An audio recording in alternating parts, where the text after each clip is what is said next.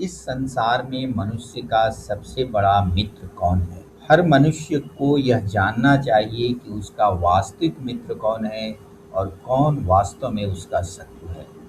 इस बात की जानकारी जब तक मनुष्य प्राप्त नहीं कर लेता, तब तक वह अपने भीतर किसी भी तरह के सुधार करने की दिशा में प्रयत्नशील नहीं होगा। जब तक उसका सुधार नहीं होता, तब तक उसका कल्याण होना संभव है। इसीलिए श्रीमद् भगवद गीता में भगवान श्री कृष्ण कहते हैं, उद्धरेतात्मनात्मानं नात्मानम् अवसादयेत् आत्मैव आत्मनो बंधुरात्मैव रिपुरात्मनः।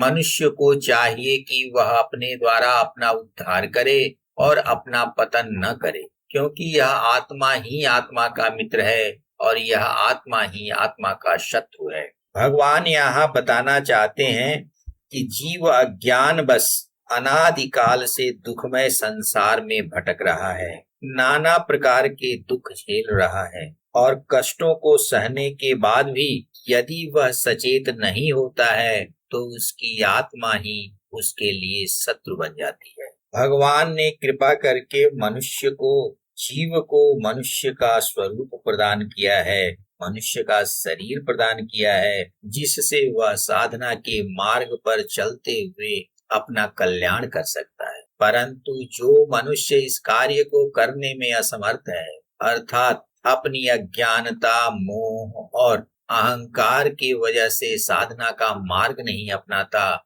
ईश्वर की शरणागति को स्वीकार नहीं करता, जो अपने कल्याण के पथ से भटक जाता है, भगवान कहते हैं कि वह जीवात्मा अपना शत्रु बन जाता है। इसलिए भगवान कर्म योग, ज्ञान योग और भक्ति योग की बातें बताई हैं, जिसका अनुसरण करके मनुष्य अपना कल्याण कर सकता है। जब वह अपने कल्याण के मार्ग पर अग्रसर होता है तो उसकी आत्मा उसके लिए मित्र बन जाती है। परंतु इसके विपरीत जब वह दुष्कर्म करता है, वह अपना कल्याण भूलकर इस संसार के माया चक्र में घूमने लगता है, मोह, आसक्ति, अहंकार, क्रोध, घृणा, ईर्ष्या में डूब जाता है, तो वह अपना अकल्याण कर लेता है, अर्थात अधोगति को प्राप्त होता है, जिसकी वजह से भगवान कहते हैं कि वह आत्मा अपना शत्रु बन जाती है।